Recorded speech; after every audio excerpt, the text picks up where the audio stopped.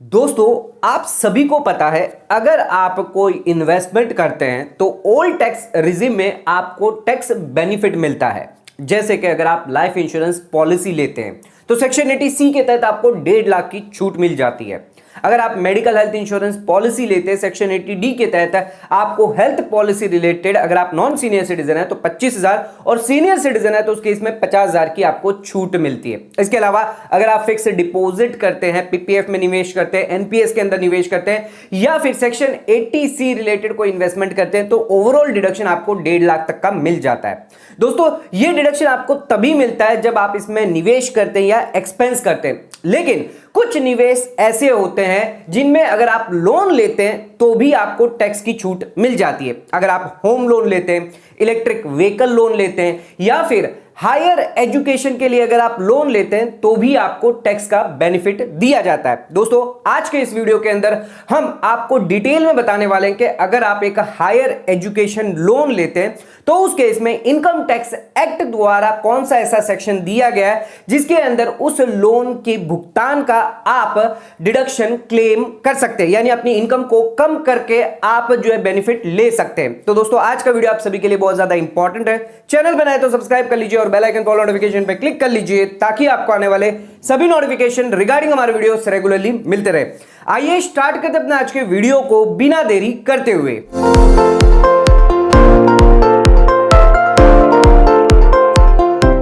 तो दोस्तों, आइए स्टार्ट करते हैं अपने आज के वीडियो को और बात करते हैं सेक्शन 80E। अगर आप एजुकेशन लोन लेते हैं इनकम टैक्स एक्ट के अंदर आपको डिडक्शन अलाउड किया जाता है। सबसे पहले ये जानते हैं क्या है education loan as per section 80E। तो दोस्तों, आप अगर अपनी हायर स्टडीज पे जो है फाइनेंस करते हैं तो सिर्फ आपको फाइनेंस का ही बेनिफिट नहीं मिलता, आपको उसमें टैक्स का भी छूट मिल जाती है।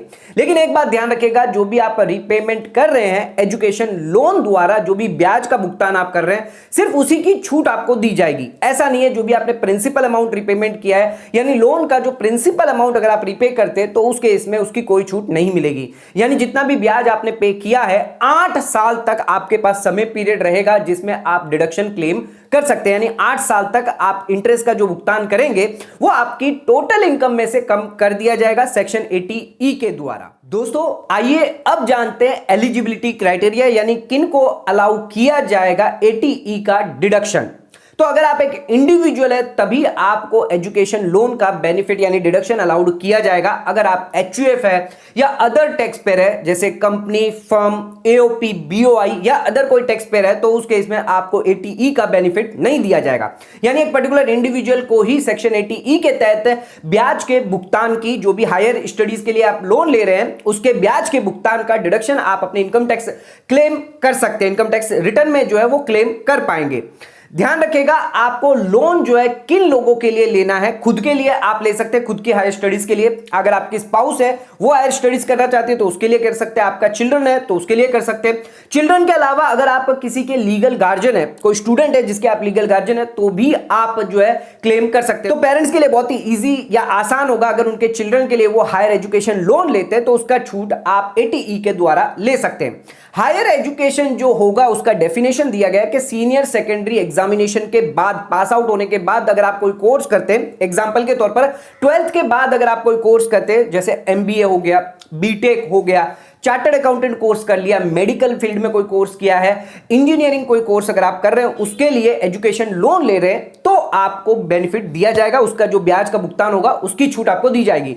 वोकेशनल कोर्स हो गया या फिर रेगुलर कोर्स हो गया तो इनके रिलेटेड भी आपको हायर स्टडीज में ही माना जाएगा। और ध्यान रखिएगा, जो भी हायर स्टडीज चाहे आप इंडिया में कर रहे हैं या फिर आउटसाइड इंडिया में कर रहे हैं कोई फर्क नहीं पड़ता, आपको बेनिफिट फिर भी दिया जाएगा। दोस्तों, आ जाते हैं अपने अगले पॉइंट पे। तो लोन आपको किससे लेना है? हायर स्टडीज का जो लोन अगर आप ले रहे हैं तो कौन सी इंस्टीट्यूशन से आपको लोन लेना है, जिसके लिए सेक्शन 80E के अंदर स्पेसिफाई किया गया है। अगर कोई बैंक है, फाइनेंशियल इंस्टीट्यूशन है या अप्रूव्ड चैरिटेबल इंस्टीट्यूशन है, उन्हीं से आपको एजुकेशन लोन लेना है फॉर हायर स्टडीज के लिए, तभी आपको सेक्शन 80E के डिडक्शन अलाउड किया जाएगा। लेकिन अगर आप अपने फ्रेंड से या फिर अपने रिलेटिव से लोन लेते हैं हायर स्टडीज के लिए तो उस केस में आपको कोई भी डिडक्शन अलाउड नहीं किया जाएगा। तो ध्यान रखिएगा, लोन लेते वक्त यह चीज हमेशा ध्यान रखिएगा कि लोन आपको बैंक से, फाइनेंशियल इंस्टीट्यूशन से या फिर चैरिटेबल चैरिटेबल जो भी अप्रूव्ड होगी इंस्टीट्यूशन, उसी से ही आपको लोन लेना है, तभी आप क्लेम कर पाएंगे।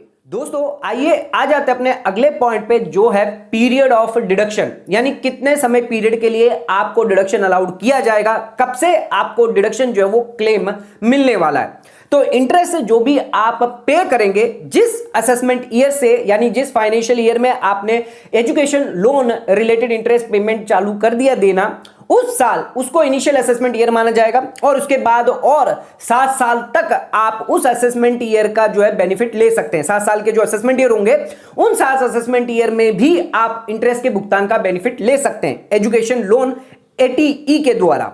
दोस्तों ध्यान रखिएगा, टोटल पीरियड जो है वो 8 साल का रखा गया। अगर आपने इंटरेस्ट पहले ही, यानी लोन पहले ही अगर आपने चुका दिया, 5 साल में ही चुका दिया, 8 साल के बदले 5 साल में आपने लोन चुका दिया, तो उस केस में आपके लिए डिडक्शन पीरियड जो है, पीरियड ऑफ डिडक्शन, वो 5 साल माना जाएगा। लेकिन अगर आपका लोन पीरियड ज्यादा है, 8 साल से ज्यादा, तो उस केस में 8 साल से ज्यादा आपको डिडक्शन अलाउड नहीं किया जाएगा। ये एडवाइजेबल यही किया जाता है कि आप 8 साल से पहले ही अपना लोन का जो रिपेमेंट कर दे, ताकि आपको ATE का डिडक्शन पूरा का पूरा इंटरेस्ट पर अलाउड किया जाए। अगर आप 8 साल से ज्यादा डिले कर देते हैं तो उस केस में सिर्फ 8 साल तक ही आपको डिडक्शन मिलने वाला है। आ जाते हैं अपने अगले पॉइंट पे, क्या हमें लोन का भुगतान जल्दी कर देना चाहिए, यानी 8 साल का वेट नहीं करना चाहिए, 5 साल या 4 साल में ही क्या हमें लोन का रीपेमेंट कर लेना चाहिए? आइए जानते हैं। दोस्तों कुछ बोरोवर ऐसे होते हैं जो पूरा 8 साल का जो रिपेमेंट पीरियड है वो उसको यूटिलाइज करते हैं। वो अपने फंड को लोन रीपेमेंट के लिए नहीं देते, बल्कि अलग जगह लगाते हैं जहां पर वो इन्वेस्टमेंट करके जो है हायर रिटर्न कमा सके, यानी इंटरेस्ट जो भी उन्हें लोन में देना पड़ रहा है उससे ज्यादा अगर उन्हें इंटरेस्ट मिल रहा है, जिस वजह से वो 8 साल तक अपना जो रिपेमेंट है वो बरकरार रखते हैं, जिसकी वजह से उनको सेक्शन 80E का जो है डिडक्शन 8 साल तक मिलता है। वो जल्द से जल्द अपना लोन रिपे करने की जल्दी नहीं करते। लेकिन अगर आप भी चाहते हैं, ये स्ट्रेटेजी अपनाना चाहते हैं, तो आप भी अपना सकते हैं। आप 8 साल तक जो है वो लोन का रिपेमेंट बरकरार रख सकते हैं, जल्दी रिपेमेंट ना करें। और अगर आप हायर रिटर्न कमा सकते हैं, यानी हायर रिटर्न किसी और फंड में कमा सकते हैं, तब आप ये कर सकते हैं। लेकिन आप चाहते हैं कि आप जल्द से जल्द जो है डेप्थ फ्री होना चाहते हैं, या अपना ट्रैक रिकॉर्ड जो है रिपेमेंट ऑफ लोन रिलेटेड सही रखना चाहते हैं, क्रेडिट स्कोर सही रखना चाहते हैं, good standing position, financial position रखना चाहते हैं, तो आप जल्द से जल्द जो है वो लोन रिपे कर सकते हैं, जिसमें कोई भी नुकसान नहीं है। बस 5 साल के लिए अगर आप करते हो तो सिर्फ 5 साल का ही डिडक्शन आपको अलाउड किया जाएगा, 8 साल तक नहीं किया जाएगा। तो दोस्तों अगर आप ऐसा करते हैं तो उस केस में हो सकता है फ्यूचर में आपको, आपके क्रेडिटेबिलिटी को देखते आपको लार्जर लोन यानी होम लोन के लिए अप्लाई करेंगे तो वो आसानी से आपको शायद मिल सकता है। तो दोस्तों अर्ली भी आप अपना लोन जो रिपे कर सकते हैं। आप चाहें तो 8 साल के पीरियड तक भी रिपेमेंट रख के आप बेनिफिट जो है डिडक्शन का वो भी क्लेम कर सकते हैं। दोस्तों आइए अब एक एग्जांपल के थ्रू हम समझेंगे सेक्शन 80E द्वारा एजुकेशन लोन अगर आप लेते हैं तो कैसे आपकी टैक्स में बेनिफिट मिलता है, कैसे टैक्स का छूट मिलता है, क्या होगा उसका कैलकुलेशन। आइए आ जाते हैं अपने स्क्रीन पर। तो आ जाते अपने एग्जाम्पल पर। तो एजुकेशन लोन गोपाल जी ने लिया हुआ है 1 अप्रैल 2021 से। तो यहाँ पर गोपाल जी ने खुद के नाम से लिया है, अपने बेटे के नाम से लिया है और अपनी बेटी के नाम से एजुकेशन लोन लिया है। खुद के नाम पर वो MBA कर रहे हैं, उनका जो बेटा है वो BTech कर रहा है और गोपाल जी की जो लड़की है वो भी BTech कर रही है। कितने अमाउंट का लोन लिया है? 6 लाख रुपए, 3 लाख रुपए और 4.5 लाख रुपए। अब जो लोन का रीपेमेंट है वो 1,20,000 किया गया, 48,000 और 88,000 किया गया। लेकिन जो लोन का इंटरेस्ट अमाउंट जो पे किया गया है इस साल असेसमेंट ईयर 22-23 के लिए, तो 24,000, 12,000 और 16,000। तो यहाँ पर जो है डिडक्शन कितना अलाउड किया जाएगा? तो जो भी इंटरेस्ट पेड किया गया है वही डिडक्शन अलाउड किया गया। मान के चलते हैं कि इसी साल से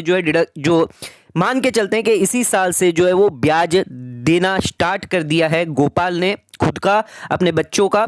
तो उस केस में असेसमेंट ईयर 22-23 यानी फाइनेंशियल ईयर 21-22 में अगर देखें तो ये आप देख सकते हैं कि 52,000 जितना भी पेमेंट किया है, जितना भी पूरा का पूरा इंटरेस्ट है वो डिडक्शन आपको मिल जाएगा। यानी जितना भी लोन का अमाउंट का जो इंटरेस्ट जो ब्याज चुकाया है इस साल वो मिल जाएगा, उस साल भी और आने वाले अगले 7 साल और मिलेगा। तो ध्यान रखिएगा, जिस साल से लोन का इंटरेस्ट का रीपेमेंट किया है उस साल उतना पूरा का पूरा ब्याज जो है वो आपके लिए टैक्स डिडक्टेबल हो जाएगा और उसके आने वाले सालों में 7 सालों में भी ये टैक्स डिडक्टेबल ही रहेगा।